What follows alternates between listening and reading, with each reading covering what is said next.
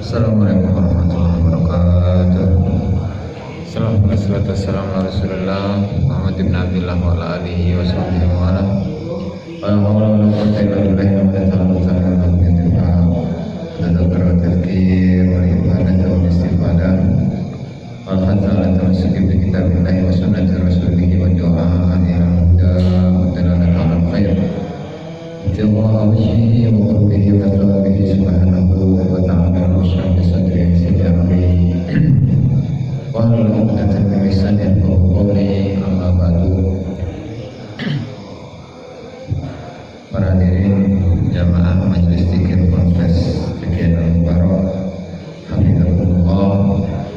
Alhamdulillah pada malam hari ini kita masih diberi kesehatan oleh Allah Subhanahu wa taala sehingga kita masih bisa bersama-sama mengaji, bisa bersama-sama belajar thalabul ilmi, dan seperti biasa yang kita baca adalah kitab Al-Minhajus Saniyah Al-Wasiyatul Madhuliyah karya Syekh Abdullah Asy-Syamrani rahimahullah taala.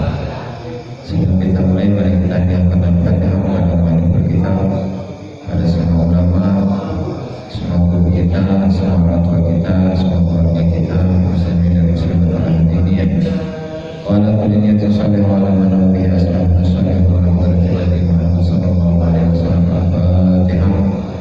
A'udzu billahi minasyaitonir rajim. Bismillahirrahmanirrahim. Alhamdulillahi rabbil alamin. Iyyaka na'budu wa iyyaka nasta'in. Ihdinas siratal mustaqim. Shiratal ladzina an'amta 'alaihim ghairil maghdubi 'alaihim waladdallin. Qala al-musannif rahimahullah ta'ala fi kitabih Al-Minhajus Saniyah 'ala al-Wasiyatil Madhuliyah ila an qala wa qad kana Abul Hasan Asy-Syadzili rahimahullah ta'ala yaqulu li ashabihi kulu min atyabit ta'ami washrabu min aladhi syarab wa namu ala awqa'il firash wal basu aliyana thiyab fa inna ahadakum idha fa'ala dhalika wa qala alhamdulillah yastajibu kullu udwin bihi bisyukr. Waqad kana lan teman-teman ana sapa Abul Hasan Asy-Syadzili, Abul Hasan Asy-Syadzili rahimahullah taala yaqulu iku ngendika sapa Imam Abul Hasan Asy-Syadzili di ashabihi maring pira-pira santrine Imam Abul Hasan. Kulu mangana sapa sira kabeh min atyabit ta'am saking paling bagus-baguse panganan wasyrubu lan padha ngombe sapa sira kabeh min aladzi syarabi saking paling lezat-lezate minuman wa namu lan turu sapa sira kabeh ala awqa'il firasyi ing atase paling nyaman-nyamane kasur wal basu lan padha nganggo sapa sira kabeh aliyana thiyabi paling lembut-lembute klambi fa inna ahadakum wa tamsatuhu li salasidi sira kabeh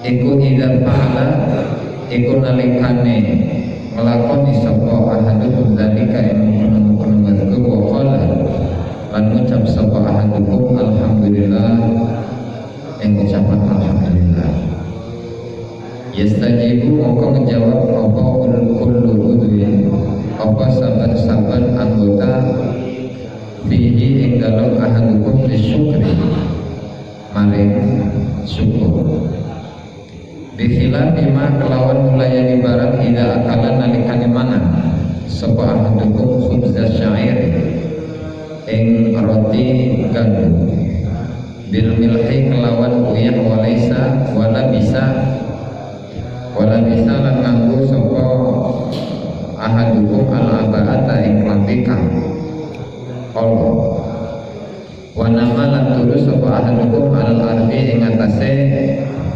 lemah wa syariba lan ngombe sapa ahadukum al ma'a ing banyu al malih kang asin as-sakhin kang panas wa qala lan ngucap sapa ahadukum alhamdulillah ing ucapan alhamdulillah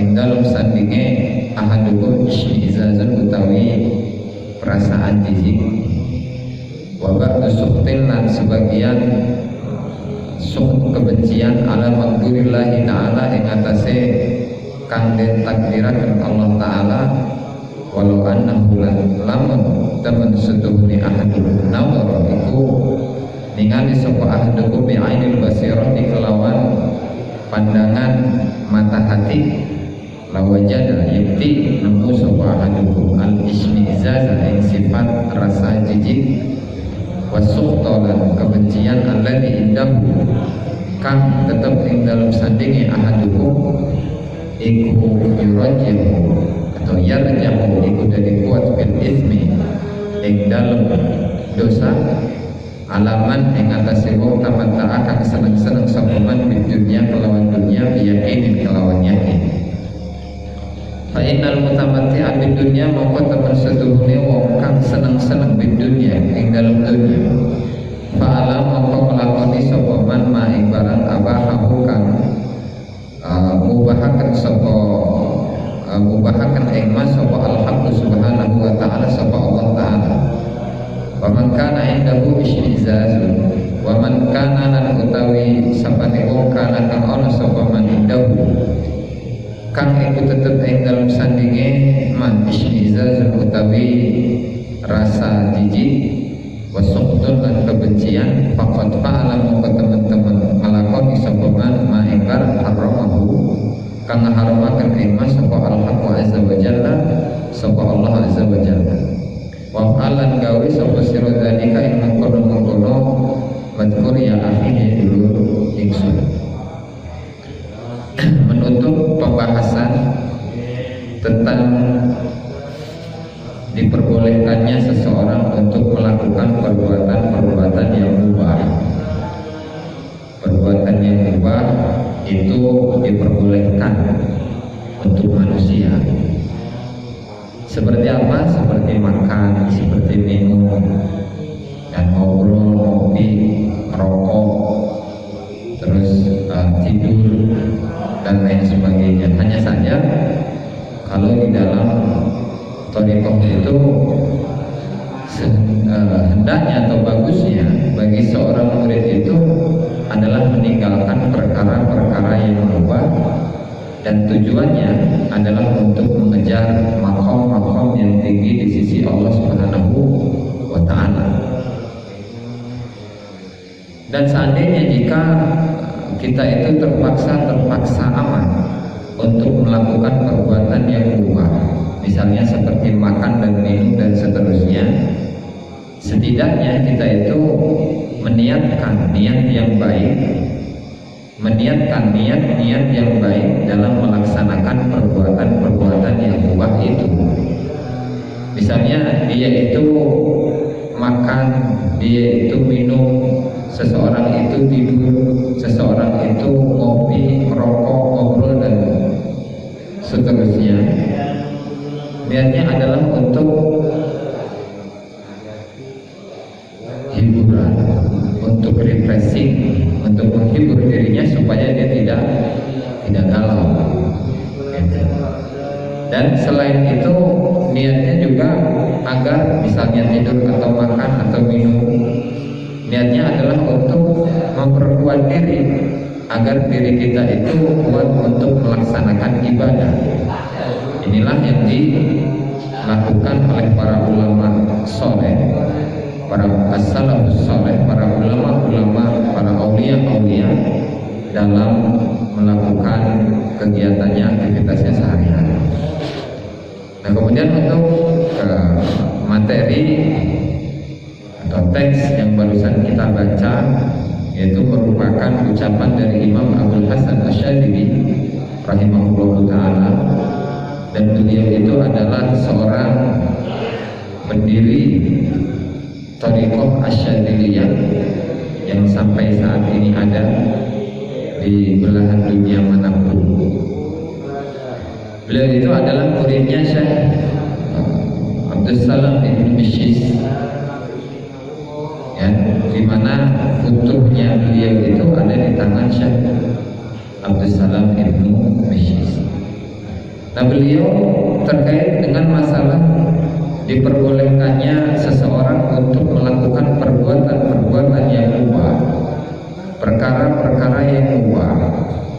Beliau itu pernah memberikan pesan, memberikan wasiat kepada para murid-muridnya. Kata beliau, kulu min atyabit ta'am, kalian diperbolehkan untuk makan makanan yang enak, makan makanan yang lezat, ya sate gitu, mau makan pizza, mau makan donat, mau makan soto, sop dan lain-lainnya, bebas, silahkan, kata beliau. Makanlah kalian dengan makanan yang paling enak, paling lezat. Satu. Kedua, washrabu min aladhi syarab, kalau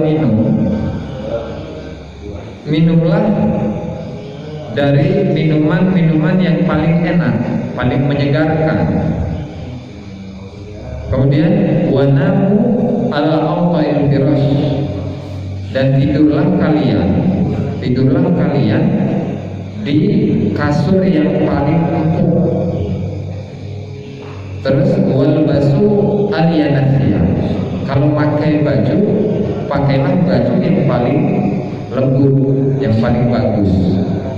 Jadi di sini beliau mempersilahkan para murid-muridnya untuk makan makanan yang paling enak, minum minuman yang paling segar, tidur di kasur yang paling lembut. Kemudian pakai baju yang paling bagus. Boleh untuk melakukan hal-hal yang demikian, karena itu adalah hal yang diperbolehkan, diubahkan oleh Allah Subhanahu wa ta'ala.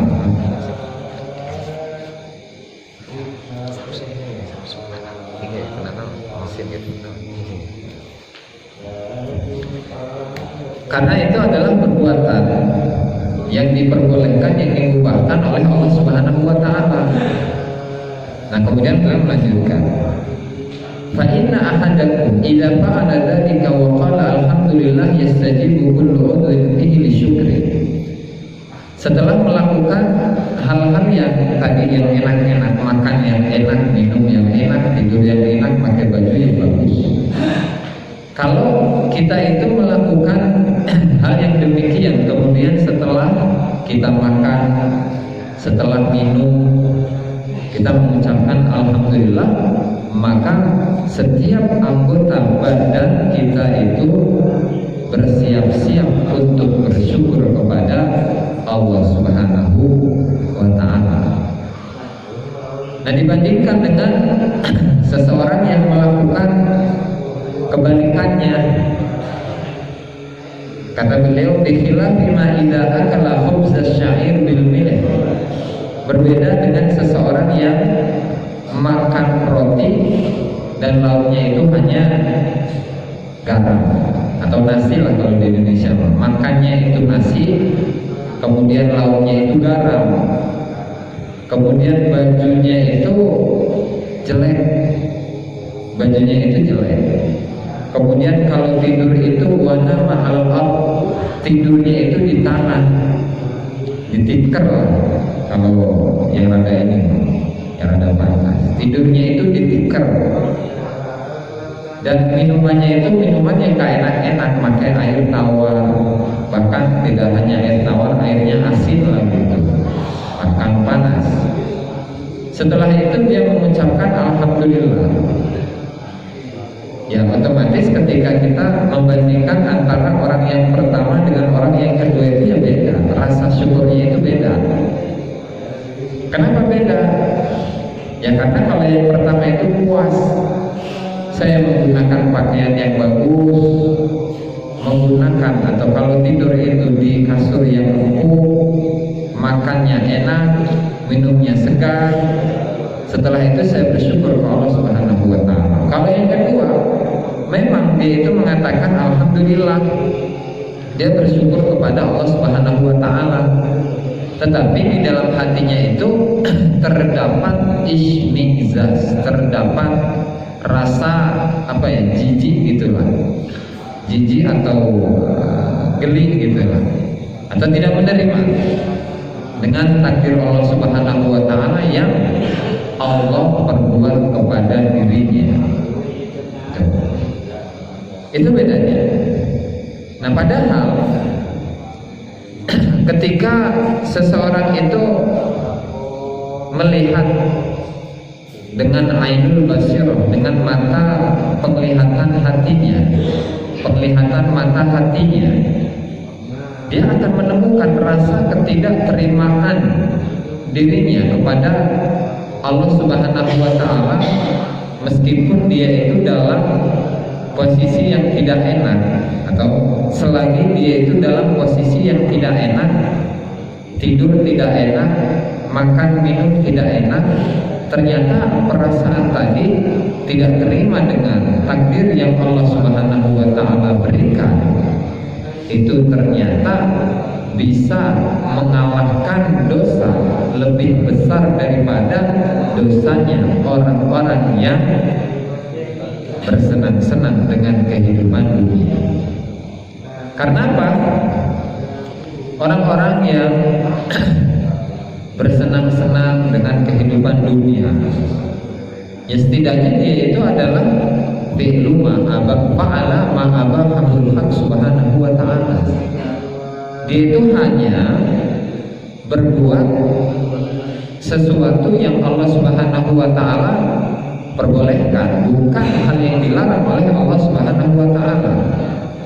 Sementara seseorang yang tadi makannya nggak enak, minumannya nggak enak, bajunya jelek, kasar, dan kalau tidur itu pakai tikar, dia ketika tidak terima dengan kondisi demikian, ya maka dia hakikatnya telah melakukan perbuatan yang diharamkan oleh Allah Subhanahu wa ta'ala. Nah, sehingga dari sini baik di kitab Al-Minhaj Saniyah atau di kitab Hikam karya Imam Ibnu Athaillah Sakandari ataupun kitab-kitab yang lainnya yang para penulisnya itu mengikuti thariqah Syadziliyah.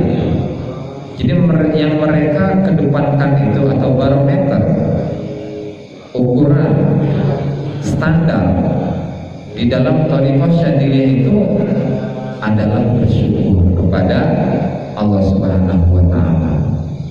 Jadi lihat dari itu. Ya bukan berarti ketika thariqah Syadziliyah itu lebih dominan kepada rasa bersyukur. Kemudian ada tadi redaksi tadi bahwa hidupnya itu serba dalam keadaan enak. Ya bukan berarti thariqah yang lain itu tidak demikian. Bukan. Ya karena semua tujuan dari thariqah itu ya sama, yaitu bisa dekat dengan Allah Subhanahu wa ta'ala, bisa merasakan kebahagiaan dengan Allah Subhanahu wa ta'ala, bisa melihat keagungan-keagungan Allah Subhanahu wa ta'ala di mana-mana. Yaitu apa tujuan daripada thariqah. Thariqah apapun itu, semuanya memiliki tujuan yang sama.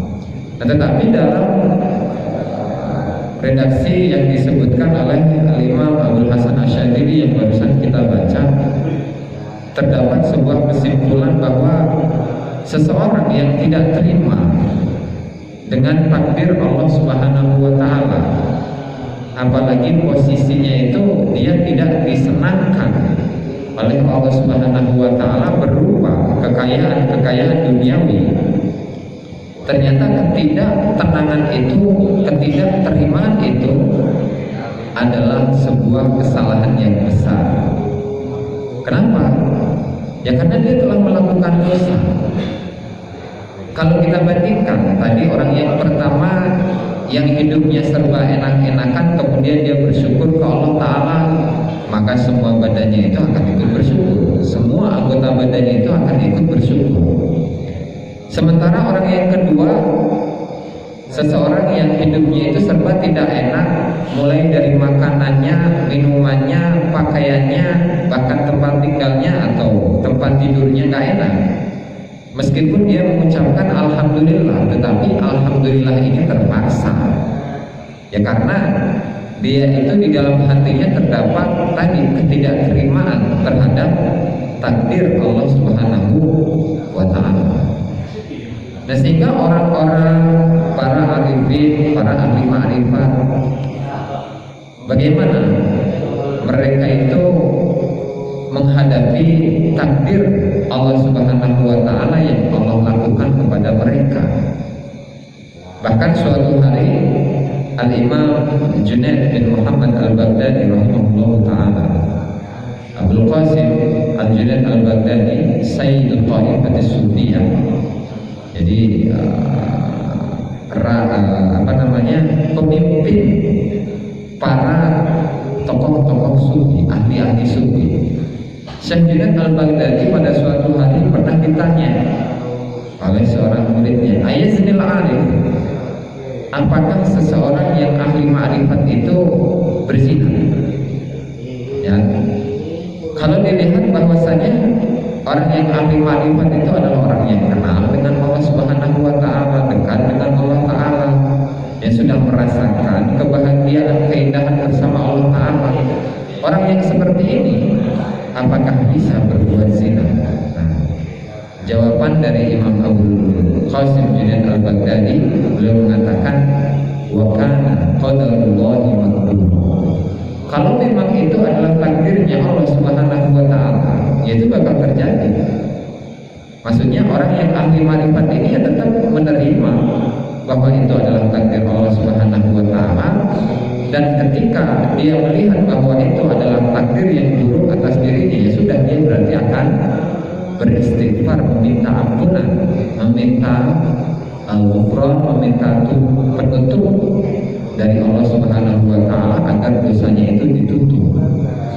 Jadi para ahli ma'rifat, orang-orang yang sudah kenal dengan Allah Subhanahu wa taala itu ya mereka diam dengan perbuatan takdir Allah Subhanahu wa taala kepada diri mereka, sehingga mereka sudah tidak lagi memiliki keinginan apapun, tidak lagi menginginkan kekayaan, tidak lagi menginginkan harta, tidak lagi menginginkan kesenangan-kesenangan dunia, tidak lagi seperti itu. Karena apa? Yang membuat mereka senang itu adalah kebersamaan dengan Allah Subhanahu wa taala. Jadi memang orang-orang yang ahli ma'rifat itu tidak banyak jumlahnya. Seseorang yang murni penghambaan dirinya kepada Allah Subhanahu wa taala secara totalitas itu tidak banyak jumlahnya. Kembali kepada kisah Syekh Junaid Al-Baghdadi, pada suatu hari beliau itu sowan ke guru beliau yaitu Syekh As-Siri As-Sikti. Kemudian Syekh Siri As-Sikti ini berkata kepada Syekh Junaid, wahai Junaid, saya ini melihat seakan-akan saya itu berada di hadapan Allah Subhanahu wa taala. Kemudian Allah taala itu mengatakan, wahai Siri, saya ini telah menciptakan makhluk, dan mereka itu mengaku bahwa mereka adalah orang-orang yang mencintaiku, mencintai Allah. Kemudian setelah aku menciptakan dunia, ternyata yang tersisa itu adalah 10% dari mereka. Maksudnya Allah Ta'ala menciptakan dunia, Allah Ta'ala menciptakan makhluk terlebih dahulu, menciptakan manusia, menciptakan jin, ya kan? Kemudian berkata kepada mereka, hei kalian manusia, wahai jin, wahai semua makhlukku, apakah kalian itu mencintaiku? Iya ya Allah, saya itu mencintaiku. Kami ini mencintaiku ya Allah. Kemudian Allah Ta'ala menciptakan dunia. Setelah Allah menciptakan dunia, ternyata dari jin, dan dari manusia ini yang tersisa hanya 10%. Jadi yang 90% itu lari kepada dunia. Yang mereka cintai adalah dunia. Nah, sisa 10%. Nah, setelah 10% ini tersisa, Allah Ta'ala ciptakan lagi surga. Allah Ta'ala itu ciptakan surga.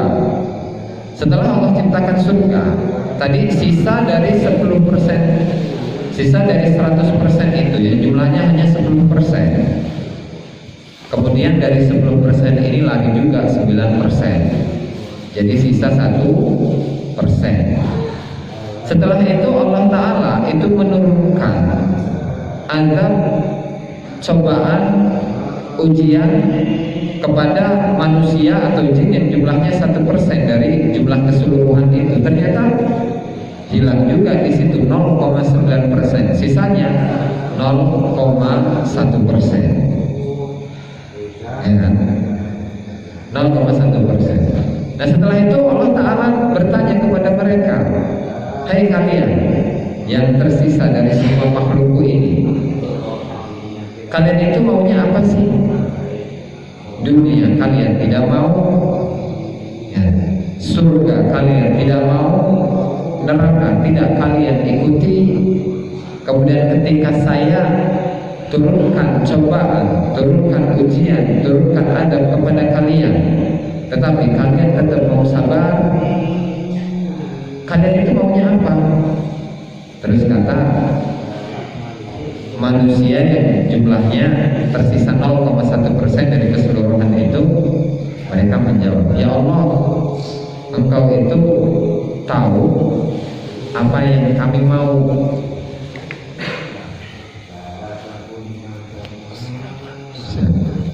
Engkau itu sudah tahu apa yang kami mau, ya Allah. Jadi nggak perlu kami ungkapkan. Nah, ini kata mereka. Nah, terus ya sudah, kalau memang kayak gitu, apakah kalian siap? Saya akan menambah ujian, menambah cobaan, menambah azab yang saya turunkan. Bahkan ketika azab ini saya turunkan kepada satu gunung yang kokoh, gunung itu tidak akan mampu untuk menahannya. Siap, ya Allah. Kalau memang yang memberikan azab, memberikan cobaan, memberikan bala itu adalah Engkau, maka kami akan terima. Dan kemudian kata Allah Ta'ala, kalian itu adalah antum ibadullahi haqqan, kata Allah Ta'ala. Kalian itulah yang benar-benar menjadi para hambanya Allah Subhanahu wa Ta'ala. Nah, jadi dari kisah ini, kisahnya Syekh Siri As-Sikhti dengan Al-Imam Junaid Al-Baghdadi, dapat disimpulkan bahwasanya seseorang yang mencintai Allah Subhanahu wa Ta'ala, yang mengaku cinta kepada Allah Ta'ala itu ya banyak, ya kan? Makanya dari banyak orang, dari banyak ulama, gitu, banyak yang mereka mengaku bahwa mereka adalah orang-orang yang cinta kepada Allah Subhanahu wa Ta'ala. Tetapi pada kenyataannya bisa jadi mereka itu adalah orang-orang yang menjual agama mereka untuk kepentingan pribadi. Itu menjual agama mereka untuk kepentingan pribadi. Ya, contohnya misalnya seseorang yang mengatakan bahwa oh, saya ini mengurusi umat gitu, dan saya itu butuh dana yang banyak, ya. Ternyata pejabat yang dia mintai tadi, itu memberikan bantuan, tetapi bantuannya tidak disalurkan kepada orang-orang yang berhak, tetapi bantuan itu justru masuk di kantongnya sendiri. Kan tidak sedikit oknum-oknum yang seperti ini. Mereka mengaku cinta kepada Allah Ta'ala, mengaku orang yang dekat dengan Allah Subhanahu wa Ta'ala, tetapi ujung-ujungnya adalah mereka itu tidak sadar bahwa mereka telah menjual agama mereka demi kepentingan pribadi.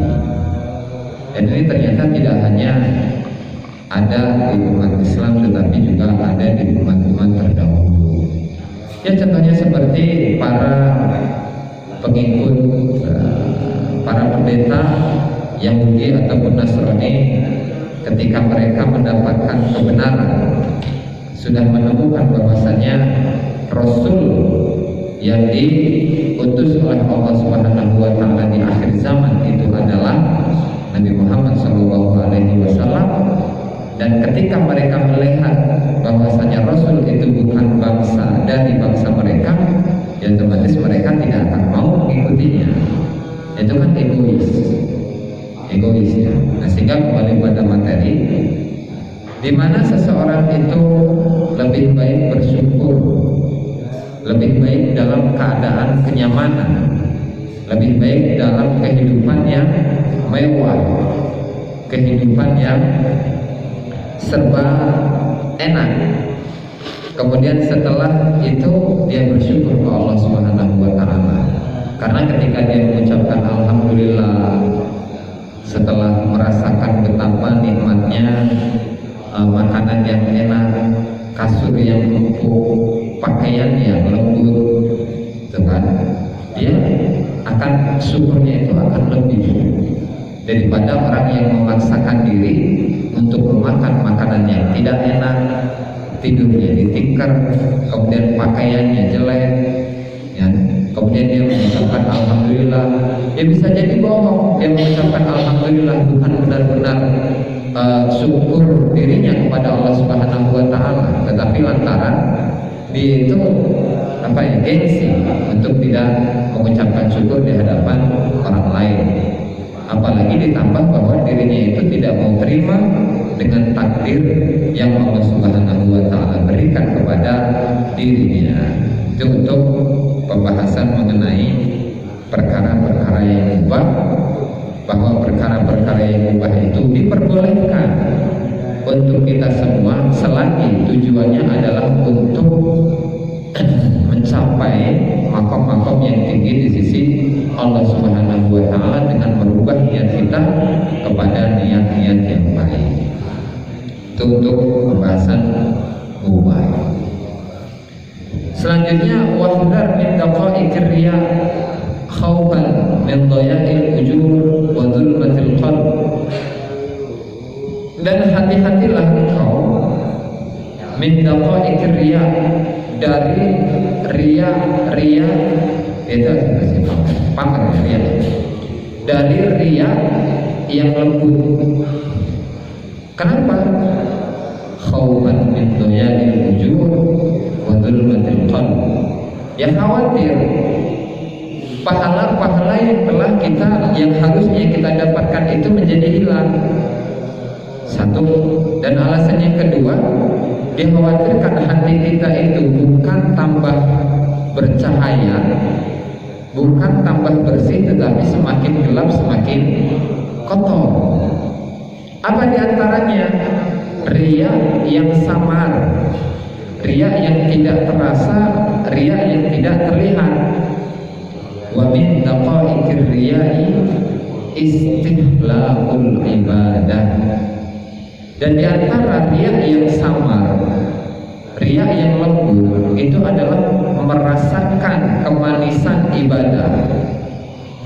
Hati-hati bagi kita kalau kita itu ketika beribadah, sholat, oh rasanya enak, kangen amat ini pengen sholat ya, gitu. Ada ketika berzikir, ketika kita berzikir merasakan kebahagiaan, oh manis kayaknya itu zikir, saya pengen cepet-cepet zikir lah, pengen banyak zikir supaya cepet usul ke Allah Ta'ala. Dan itu kan menganggap manis sebuah ibadah. Hati-hati kita harus hati-hati, berhati-hati dari hal ini. Karena apa? Karena dikhawatirkan ketika kita menganggap manis sebuah ibadah, kita merindukan sebuah ibadah, ternyata di situ masih terdapat riya, masih terdapat pamer, dan kita itu merasakan manisnya ibadah. Dan pamer itu yang terselubung, pamer yang lembut, itu bisa menghancurkan pahala-pahala yang sudah kita kumpulkan. Itu ya. Bahkan Syekh Ibrahim Al-Madkhuli mengatakan, qala sahibul wasiyah, berkata Syekh Ibrahim Al-Madkhuli, daqaiqur riya summun qatil, racun yang mematikan. Jadi merasakan manisnya ibadah itu adalah racun yang mematikan. Jadi kalau kita itu minum racun, kan harusnya orang yang sakit itu minum obat sehingga badannya itu bisa menjadi kembali sehat. Nah ini enggak, udah mah kita sakit tapi yang kita minum itu adalah racun. Bukannya sehat, kita malah mati. Kemudian muhbitun lil amal, riya yang samar, riya yang lembut, itu dapat menghilangkan amal. Tadi ketika kita merasakan manisnya zikir, ya, istiqlal, menganggap manis zikir sehingga dia merindukan, saya itu punya zikir semangat kalau zikir malam Jumat, kan? Apalagi malam Jumat Kliwon, walaupun sekarang bukan Kliwon. Pokoknya dia tunggu-tunggu itu momen untuk berzikir di malam Jumat, dia tunggu-tunggu. Emang kalau selain malam Jumat itu nggak berzikir? Atau memang kalau selain malam Jumat itu tidak merasakan manisnya zikir? Ya kalau ahli ma'rifat, kalau orang-orang yang ahli ma'rifat, zikir mereka itu sudah bukan zikir bersama-sama lagi, bukan zikir secara berjamaah. Zikir mereka juga bukan zikir lisan, tetapi zikir mereka itu adalah zikir qalbu, zikrul qalb, zikir qalbu, zikir hati, dan juga zikir sir.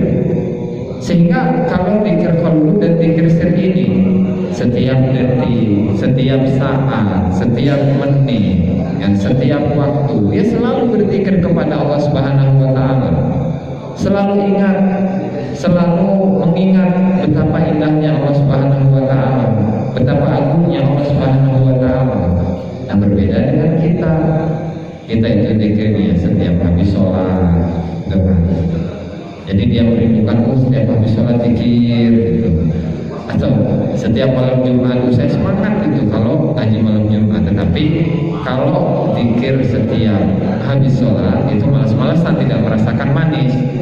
Yang otomatis hal yang seperti ini masuk dalam kategori riya yang terselubung, pamer yang terselubung, pamer yang samar, yang lembut. Nah hati-hati yang seperti ini, karena hal ini masuk dalam kategori racun yang mematikan dan dapat menghilangkan amal-amal kita. Gitu. Ya karena biasanya kalau seseorang itu merindukan atau merasakan manisnya ibadah, apalagi ibadah itu dilakukan di depan banyak orang, dia merasakan manisnya ibadah ketika melaksanakannya di depan orang. Itu manis ada apa? Ada apa ibadah ini? Atau ada apa dirinya di hadapan banyak orang? Jangan-jangan ketika dia berzikir, ketika dia beribadah di hadapan banyak orang, dia itu pengen disebut sebagai orang yang ahli zikir, sebagai orang yang ahli ibadah, sehingga zikirnya itu bukan ikhlas untuk Allah Subhanahu wa Ta'ala, tetapi lantaran karena ada orang yang ada di hadapan kita. Coba kalau dibalik, kalau kita itu zikir sendiri, apakah perasaan yang didapatkan, apakah perasaan yang ada, kondisi yang ada itu sama dengan ketika kita berzikir secara bareng-bareng dengan banyak orang? Ya kalau memang sama ya berarti bagus, alhamdulillah. Kalau memang beda, misalnya kalau sendiri malah lebih asal-asalan gitu lah, zikir cuma zikir gitu aja, asal gugur kewajiban, atau justru lebih khusyuk. Kalau lebih khusyuk berarti lebih bagus. Ya, kalau tidak khusyuk, asal-asalan, ya berarti kita ini termasuk orang yang bermasalah. Gitu. Jangan-jangan di dalam diri kita itu terdapat riya, terdapat pamer yang terselubung, yang mungkin kita kita sendiri itu tidak menyadarinya, gitu ya. Sehingga walau la syuhudu apa ta'zim maqamihim indan nas bisahril layalil kamilah mastata'u sahra lailatin kamilah fadlan an dawamis sahar. Ya karena kenapa hal itu masuk dalam kategori riya yang samar, riya yang lembut, pamer yang lembut. Ya karena kalau bukan penyaksian dari orang-orang yang lemah bahwa diri mereka diagungkan di sisi banyak orang dengan dia itu adalah tukang ibadah, kan bahkan setiap malamnya itu dia isi dengan qiyamul lail terus menerus, ya maka mereka tidak akan bisa. Dalam arti jika bukan karena omongan orang lain dengan mereka menyebut kita ini adalah ahli ibadah, kita adalah tukang zikir, tukang wirid, tukang qiyamul lail, tukang tahajud, dan kita menunggu pujian dari mereka, ya kan? Kalau bukan karena mereka, kalau bukan karena pujian yang mereka ucapkan, bisa jadi kita itu satu kali aja tidak akan mampu untuk mengisi satu malam penuh untuk ibadah. Jadi ini kaitannya adalah dengan orang lain, kaitannya adalah dengan pujian dari orang lain, atau khawatir tidak dipuji oleh orang lain, khawatir dicaci maki oleh orang lain, khawatir dijelek-jelekan oleh orang lain, sehingga bukannya Allah Subhanahu wa Ta'ala yang dia kejar, tetapi yang dia kejar itu adalah pujian dari orang lain, atau sebaliknya menghindari agar dirinya itu tidak dicaci maki atau dihinakan oleh orang lain. Nah makanya waqad ajma'al alimun, para ulama ahli ma'rifat telah bersepakat ala anna min alamatir riya'i istihlal al-ibadah, bahwasanya tanda-tanda dari riya itu adalah menganggap manis ibadah-ibadah, menganggap manis sebuah ibadah-ibadah, merindukan ibadah. Kenapa? Li'anna nafsa la tastalidzul ibadah illa in wafaqat hawaha. Seseorang itu tidak, nafsu itu tidak akan merasakan kelezatan ibadah kecuali di dalam ibadah itu terdapat hal yang disukai oleh nafsu. Walau annaha khalasat minal hawa, seandainya kalau nafsunya ini sudah terlepas, sudah bebas dari hawa nafsu, dari syahwat, ya maka untuk melaksanakan ibadah itu ya berat. Contoh, seseorang yang suka untuk menjadi imam sholat, ya, seseorang yang selalu ingin menjadi imam sholat, ketika dia tidak jadi imam gimana? Berat atau enggak? Gitu ya. Kalau memang jiwanya itu baik, jiwanya bagus, hatinya lembut, ya dia akan biasa-biasa aja. Mau jadi imam kan, mau jadi makmum ya biasa-biasa aja, kan? Tetapi ketika dia itu berat untuk tidak menjadi imam, ketika dia disuruh untuk menjadi makmum dan tidak disuruh untuk menjadi imam, dia merasakan berat. Bahkan dia merasa dirinya lah yang paling berhak di antara yang lain. Itu otomatis hatinya bermasalah. Nah makanya disitulah kenapa menganggap manis sebuah ibadah itu bisa menjadi salah satu tanda-tanda dari pamer, dari riya itu sendiri. Ya karena memang dia menggantungkan dirinya kepada manusia. Dia menunggu pujian dari manusia, tidak mau dicaci maki oleh manusia. Sementara dia itu tidak mengejar Allah Subhanahu wa Ta'ala, tidak mengejar cinta Allah Subhanahu wa Ta'ala, dan tidak mengejar kedekatan dengan Allah Subhanahu wa Ta'ala. Coba kita itu bertanya kepada diri sendiri,